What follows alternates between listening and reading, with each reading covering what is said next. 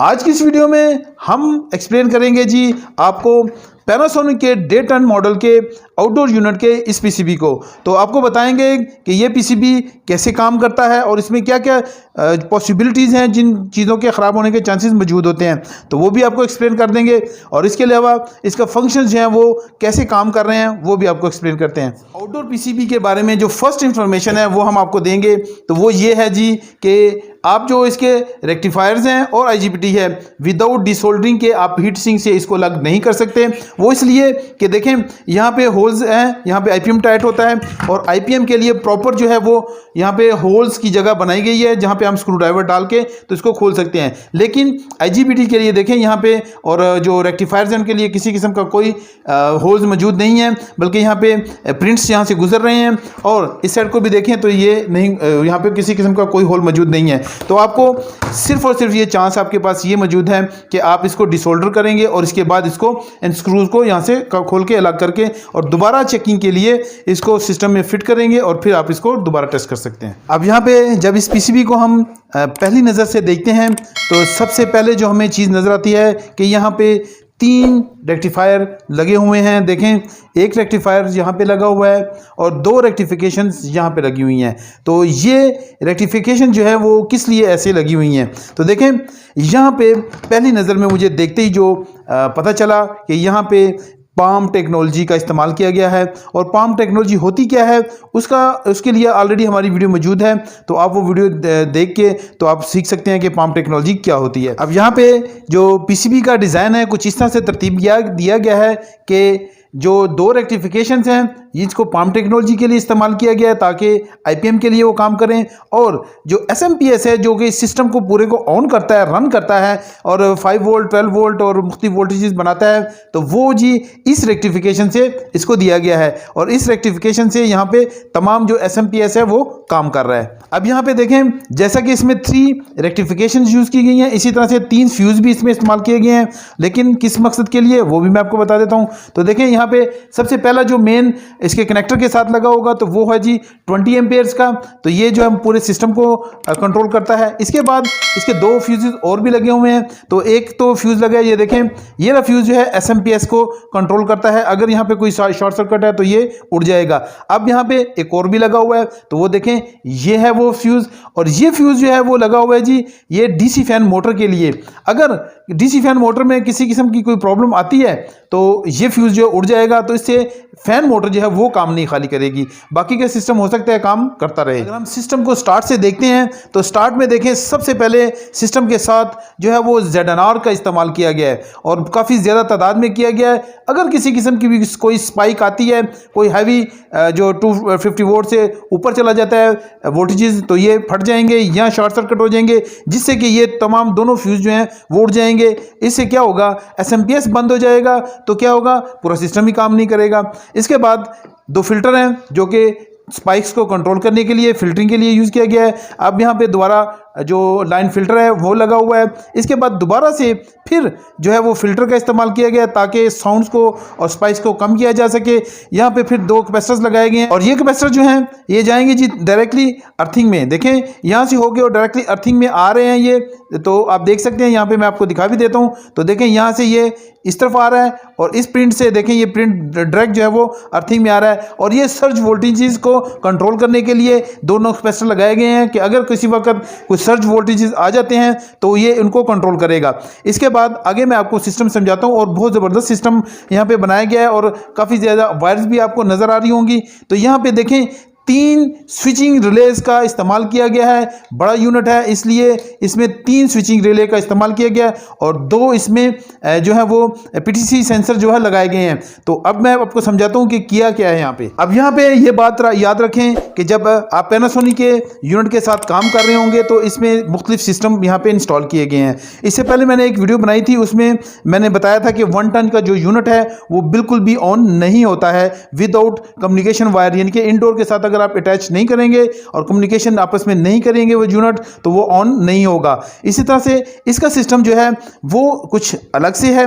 अब थोड़ा डिफरेंट है लेकिन सेम टू सेम भी है, लेकिन कैसे वो मैं आपको बता देता हूँ। अब यहाँ पे देखें, एक तो 3 रिलेज का इस्तेमाल किया गया, 2 पीसीबी सेंसर का इस्तेमाल किया गया। तो जब ये सिस्टम में आप इलेक्ट्रिक देते हैं विदाउट इंडोर पीसीबी, तो सिर्फ इसकी एक ही रिले जो है वो स्विच ऑन करती है, बाकी ये 2 रिलेज जो हैं वो ऑफ रहती हैं सेफ्टी पर्पज़ के लिए, ताकि ये जो आईपीएम और इसके तमाम ये रेक्टिफिकेशन आईजीबीटी ये सिस्टम को सेफ रखा जा सके।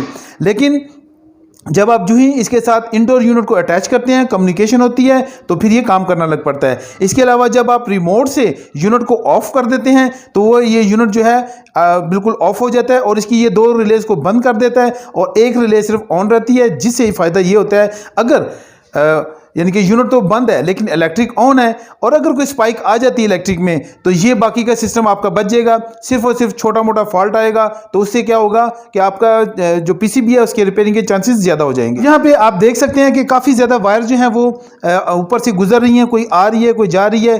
तो अगर इन वायर्स को भी हम नहीं समझेंगे तो हमें पता ही नहीं चलेगा सिस्टम कैसे काम कर रहा है, तो इनको भी समझना बहुत ज़रूरी है। अब यहाँ पर मैं आपको बता देता हूँ कि 1 बाय 1 कौन सी वायर क्या काम कर रही है, लेकिन उससे पहले मैं आपको बता दूँ कि यहाँ पर 2 बूस्टिंग कैपेसिटर लगाए गए हैं और एक जो है वो डीसी फिल्टरिंग कैपेसिटर लगाया गया है, ताकि जो है वो डीसी वोल्टेजेस को भी मजीद फिल्टर किया जा सके। तो यहाँ पे ये इस्तेमाल किया गया है। अब इसका फंक्शन क्या है वो भी मैं आपको बता देता हूँ आगे चल के, लेकिन सबसे पहले हम इन वायर्स को समझेंगे कि कौन सी वायर क्या फंक्शन कर रही है।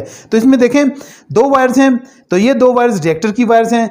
नॉर्मली क्या है कि सिस्टम ज़्यादातर जो है वो क्या करते हैं, जिनकी कंपनीज़ हैं वो डीसी वोल्टेजेस को रिएक्टर में से गुजार के और वहाँ पे उसका पीएफसी अच्छा करके तो फिर उसको दोबारा सिस्टम में वापस लेके आते हैं। लेकिन यहाँ पे पैनासोनिक के इस जो पीसीबी है इसमें ये क्या किया गया है कि कंपनी ने पहले 240 वोल्ट को जो एसी वोल्टेज हैं उनको रिएक्टर में से गुजारा है और गुजारने के बाद उसको सिस्टम में दाखिल किया है। लेकिन कैसे वो मैं आपको समझा देता हूँ। तो क्या होता है कि जब ये दोनों स्विचिंग रिले ऑन हो जाती हैं, पीटीसी सेंसर में से गुजर के ये दोनों ऑन हो गई, इसके बाद इलेक्ट्रिक जो है वो 230 वोल्ट 20 वोल्ट 30 वोल्ट यहाँ पे इस वायर में आ जाते हैं और इस वायर से जो दोबारा से रिएक्टर में से हो के तो फिर इस वायर में वापस आ जाते हैं। लेकिन कैसे वो भी मैं आपको नीचे से दिखा देता हूँ। तो देखें ये है जी इसका जो एंटरिंग पॉइंट, ये देखें ये रिलेज हैं दोनों और ये पीटीसी सेंसर्स हैं और यहाँ पे बिजली आ जाती है। जब यहाँ पे आ जाती है तो फिर रिएक्टर से गुजर के इस पॉइंट पे आ जाती है।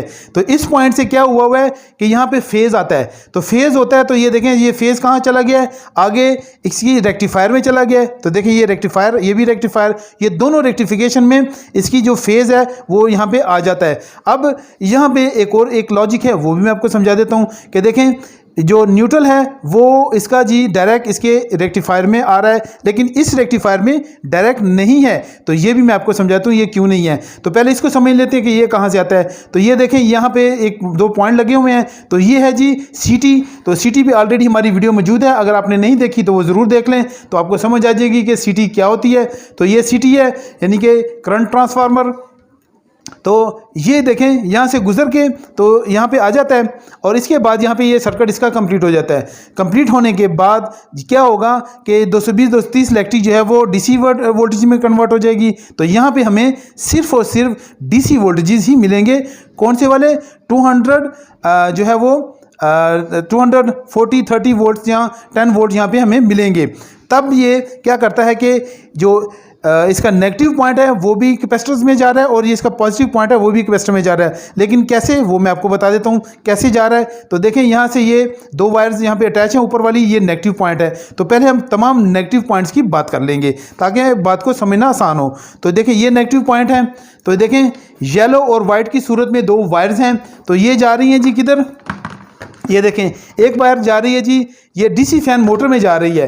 तो देखें ये पॉइंट पे आ रही है तो यहाँ पे आगे डीसी फैन मोटर अटैच है तो यहाँ पे आ गई। अब इसके बाद जो येलो वायर है वो देखें यहाँ पे आ रही है। तो ये जी देखें ये जो तीनों कैपेसिटर्स हैं, ये फिल्टरिंग कैपेसिटर और जो बूस्टिंग कैपेसिटर्स हैं, तमाम का एक एक पॉइंट जो है वो नेगेटिव पॉइंट के एक एक साथ सबके जुड़े हुए हैं। तो और ये सीरीज़ में है।